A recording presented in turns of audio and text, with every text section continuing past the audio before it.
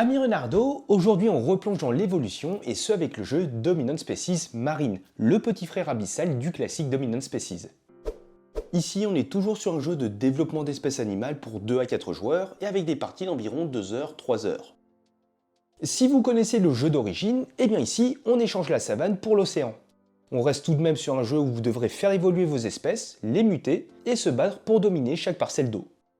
On est cependant sur une version à la fois plus accessible, avec des parties plus courtes, moins chaotiques, et avec plus de stratégie, plus de contrôle et de gestion. Et avant de démarrer les règles, n'hésitez pas à laisser le petit pouce bleu et à vous abonner si ce n'est pas déjà fait. Ça vous demande juste un clic et ça permet vraiment de soutenir toutes les heures de travail réalisées. Mais sans plus attendre, on est parti. Dans une partie de Dominant Species Marine, vous allez incarner un animal parmi les 4 qui sont proposés. Et vous allez jouer à tour de rôle dans le sens inverse du tableau de la chaîne alimentaire. Donc le joueur incarnant les crustacés débutera, suivi du joueur poisson et ainsi de suite. Vous allez enchaîner les tours jusqu'à ce que la carte astéroïde soit révélée, et dans ce cas-là, vous terminerez la manche en cours avant de passer au décompte des points, et le joueur qui en a le plus remporte la partie. A votre tour, vous devrez réaliser une action parmi deux. Soit vous allez placer l'un de vos pions disponibles sur une case action du tableau pour effectuer l'action associée, soit vous allez récupérer tous vos pions présents dans le tableau. Et c'est ensuite au tour du joueur suivant. Si vous choisissez la première option, il faut savoir que vous aurez au cours du jeu 2 types de pions que vous pourrez placer. Vous avez les pions basiques de votre couleur, et les pions spéciaux représentés par des cylindres blancs. Lorsque vous placez votre premier pion basique, vous pourrez le placer sur un emplacement vide de fossiles. Vous ferez ainsi l'action associée à son emplacement. Les suivants devront être placés après vos pions précédemment placés, c'est-à-dire soit sur une case située à droite, vous allez ainsi réaliser la même action, soit sur une case en dessous pour réaliser une autre action. Certaines cases, en général la dernière de chaque action, sont des cases spéciales représentées avec un cylindre blanc. Du coup, seuls des pions spéciaux peuvent être positionnés dessus. Ces pions spéciaux ne sont en revanche pas sujets aux restrictions de placement, c'est-à-dire que vous pourrez les jouer n'importe où dans le tableau. Et en plus de ça, vous pourrez également les jouer sur une case déjà occupée par un pion basique. Ce dernier revient alors à son propriétaire. Après avoir placé votre pion, vous effectuerez immédiatement l'action associée à cette case. A noter qu'effectuer une action n'est jamais obligatoire, mais si vous la faites, vous devrez la faire dans son intégralité. Et je vous propose à présent de voir plus en détail les 12 actions de ce tableau, de bas en haut. Les 4 premières influent sur les éléments, qui représentent les ressources nécessaires pour qu'une espèce survive, et espèces représentées par vos cubes dans le jeu. Et on commence avec la première action qui est l'abondance. Lors de la mise en place, 4 disques éléments parmi 6 types au total sont placés sur les 4 emplacements de gauche représentés par des méduses. Avec cette action, vous pourrez choisir l'un de ces disques et le placer sur n'importe quel angle disponible de la tuile de votre choix. Cela servira en quelque sorte à ajouter des ressources nécessaires à la survie des espèces sur la tuile choisie. Deuxième action avec l'autotrophie, vous choisirez une option parmi deux.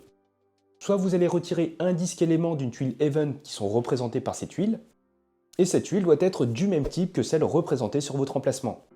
En début de partie, vous commencez avec 2 de ces tuiles en jeu. Et l'élément choisi doit correspondre à un élément déjà présent dans le cadre autotrophie. A noter que ce cadre va rester vide jusqu'au premier ensemencement de la partie. Et l'ensemencement, qu'est-ce que c'est ? C'est un événement qui va se déclencher au cours du jeu lorsque tous les joueurs auront effectué une récupération. Et du coup, tant que ce cadre est vide, cette action est inutile. La deuxième option possible, c'est échanger un disque présent dans ce cadre avec un disque présent sur une tuile Even du même type que celle représentée sur votre emplacement. Action suivante avec la raréfaction. Et comme son nom l'indique, cette action permet de raréfier les ressources. Vous pourrez choisir un élément présent dans le cadre raréfaction et retirer un disque du même type du plateau et le remettre dans le sac noir. Et cette fois-ci, le cadre restera vide jusqu'au deuxième ensemencement, donc inutile de vous précipiter sur cette action en début de partie. Vous pourrez ensuite faire une action d'adaptation. Cela permet de définir les besoins vitaux de votre espèce et de déterminer votre capacité à être dominant sur une tuile. Vous devrez sélectionner un disque présent dans cette section que vous allez retirer et placer sur une case vide grise de votre plateau joueur. Et si les 6 emplacements sont pris, cette action n'a pas d'effet. C'est pourquoi le dernier emplacement de cette action, moyennant un pion spécial, vous permet de remplacer l'un des éléments de votre plateau animal par le nouveau disque. En dessous, vous avez la régression. Ici, vous prendrez tout simplement l'un de vos cubes de votre pool génétique que vous placerez sur une case vide à gauche de la case action. Lorsqu'un événement d'ensemencement se produit, pour chaque type d'élément présent dans le cadre, chaque joueur ne possédant pas de cube sur cette action doit retirer un disque correspondant de son plateau. Si un soleil et une algue sont présents et que je n'ai pas de cube, je vais donc devoir retirer un disque soleil et une algue de mon plateau et les remettre dans le sac noir. À l'issue de l'événement, les cubes sont remis sur les plateaux joueurs de leurs propriétaires. Réaliser cette action sert donc à vous protéger entre guillemets lors d'un événement d'ensemencement. On continue avec la spéciation qui permet d'ajouter de nouvelles espèces représentées par vos cubes sur le plateau. Pour cela, vous choisirez un disque du plateau correspondant à l'élément de la case action choisie. Ici par exemple, je vais devoir choisir un disque soleil sur le plateau. Vous placerez ensuite de nouvelles espèces de votre pool génétique sur les tuiles adjacentes. En fonction du type de terrain, vous placerez le nombre de cubes indiqué. Ici, je vais ainsi poser 4 cubes sur la tuile océan, 2 sur la tuile récif et 1 sur la tuile event. La dernière case de cette action vous permet de choisir un disque au choix du plateau, sans que l'élément apparaisse sur les cases de cette section. On passe à l'expansion qui permet d'étendre la surface de jeu sur le plateau. Vous choisirez l'une des 3 tuiles visibles que vous placerez sur un hexagone vide du plateau, adjacente à au moins une autre tuile. Vous pourrez sélectionner un des disques éléments de la section expansion et le placer sur un angle vide de la tuile nouvellement placée. Vous gagnerez ensuite des points correspondant au nombre de tuiles du même type adjacent à la tuile nouvellement placée, en incluant celle-ci. Par exemple, en créant un groupe de 2, je vais gagner 3 points. Dans l'ordre de la chaîne alimentaire, vous pourrez ensuite chacun y déplacer autant de vos espèces présentes sur des tuiles adjacentes à la tuile nouvellement placée. A noter que la case spéciale de cette action vous permettra de jouer un nouveau tour. Avec l'action tectonique, vous allez pouvoir ajouter des tuiles event. Posséder le plus d'espèces sur les tuiles de ce type vous permet lors de certains événements de marquer des points. S'il reste au moins une tuile event disponible, vous choisirez une tuile non event en bordure de plateau. Vous allez retirer temporairement les espèces présentes dessus et vous placerez une tuile event, ce qui va alors changer le type initial de la tuile. Il faut savoir que ces tuiles sont double face. Si la tuile est placée sur la partie inférieure du plateau, vous la placerez face fumeur, et sinon face geyser dans la moitié supérieure. Vous gagnerez ensuite des points en fonction du nombre de tuiles event adjacentes à celle de la nouvelle tuile, et vous reposerez sur celle-ci une espèce écartée précédemment de chaque joueur. Les autres repartent dans le pool génétique de leur propriétaire. Enfin, vous placerez sur la nouvelle tuile l'une de vos espèces, soit de votre pool génétique, soit de vos espèces éliminées. Avec la case spéciale, vous pourrez choisir n'importe quelle tuile du plateau, au lieu d'une tuile en bordure. Et à présent, le dernier lot d'actions qu'on va voir concerne essentiellement les espèces animales représentées sur le plateau. Vous aurez l'action de migration, qui vous permet de déplacer jusqu'à autant d'espèces indiquées vers une tuile adjacente. Et la case spéciale, quant à elle, vous permet de déplacer autant d'espèces que vous le souhaitez. On poursuit avec l'action de compétition pour réduire la présence des autres espèces sur le plateau. Vous allez choisir une tuile du plateau qui abrite au moins l'une de vos espèces et qui correspond au type de la case d'action choisie. Vous pourrez ainsi éliminer jusqu'à 3 espèces adverses en fonction du numéro indiqué sur la case sur laquelle vous avez placé votre pion. Les espèces éliminées retournent dans la boîte et non dans le pool génétique. La case spéciale, quant à elle, vous permet de choisir jusqu'à 2 tuiles en choisissant les terrains de votre choix. Vous pourrez alors éliminer jusqu'à une espèce adverse sur chaque tuile. Action suivante avec l'évolution, qui vous permet essentiellement de marquer des points. Vous choisirez une tuile qui correspond à la case action choisie et vous allez marquer des points en fonction de son type. Le joueur avec le plus d'espèces sur la tuile marque les points indiqués le plus à gauche, le deuxième marquera les points d'à côté et ainsi de suite. En cas d'égalité, vous êtes départagé selon l'ordre de la chaîne alimentaire en faveur du reptile.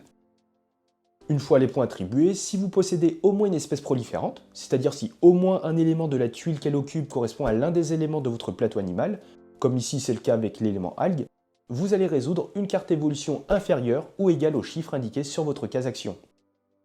Ici avec la carte écodiversité, je vais gagner 1 point pour chaque disque sur le plateau associé à un type d'élément de votre plateau personnel. Vous devrez pour terminer descendre toutes les cartes au-dessus de celle activée et piocher une nouvelle carte. Attention, certaines cartes peuvent avoir un effet lorsqu'elles entrent en jeu. Si la carte révélée possède un symbole de poisson mort, vous devrez résoudre un événement d'extinction. Pour cela, vous allez éliminer toutes les espèces en voie d'extinction, c'est-à-dire toutes les espèces occupant une tuile où aucun élément n'est associé à un élément de votre plateau animal. Et si la carte révélée possède au contraire un symbole de poisson vivant, vous devrez à la place résoudre un événement de survie. Pour cela, le joueur possédant le plus d'espèces sur des tuiles Event reçoit la carte survie et va gagner des points en fonction du nombre de tuiles Event occupées. On poursuit avec l'action de domination. Vous devrez tout d'abord choisir et déterminer un élément associé à votre animal. Vous allez compter le nombre de fois où apparaît un type d'élément donné sur votre plateau. Ici par exemple je comptabilise 2 planctons. Et vous allez multiplier ce chiffre par le nombre de tuiles contenant au moins l'une de vos espèces et un de ces éléments. Vous allez comparer le résultat à la position du marqueur de cet élément sur la piste. Si votre résultat est supérieur, vous dominez alors cet élément. Vous allez ainsi prendre le contrôle du pion spécial associé, alors qu'il soit chez un autre joueur ou bien sur le plateau. Mais s'il se trouve dans le tableau des actions, vous le laisserez là où il se trouve. Enfin, vous avancerez le marqueur élément jusqu'à votre résultat de domination. Donc voilà l'entièreté des 12 actions possibles. Mais la deuxième option que vous allez pouvoir faire durant votre tour, c'est d'effectuer une récupération. Pour cela, au lieu de placer l'un de vos jetons, vous pourrez récupérer tous vos pions présents dans le tableau, que ce soit les pions basiques ou bien les spéciaux dont vous êtes propriétaire. Ils deviendront alors disponibles lors de votre prochain tour. Vous déplacerez ensuite, si possible, votre animal sur le côté droit du tableau chaîne alimentaire. Et si tous les animaux se trouvent sur ce côté, la manche se termine et un événement d'ensemencement se déclenche immédiatement. Vous allez ainsi enchaîner les tours sans oublier d'effectuer les événements d'extinction et de survie lorsque vous révélez une carte avec l'icône correspondante, avec une action d'évolution, et sans oublier l'événement d'ensemencement lorsque tous les joueurs ont effectué une action de récupération, et ce qui va leur mettre fin à la manche. Vous allez les enchaîner jusqu'à ce que la carte astéroïde entre en jeu. Et dans ce cas, vous allez terminer la manche en cours, réaliser un événement d'extinction suivi d'un événement de survie. Ensuite, pour chaque pion spécial en votre possession, vous allez marquer des points en fonction du marqueur sur la piste point de victoire. Et pour terminer, pour chaque tuile sur le plateau, vous allez marquer les points en fonction des majorités et du type de terrain. Et le joueur avec le plus de points remporte la partie.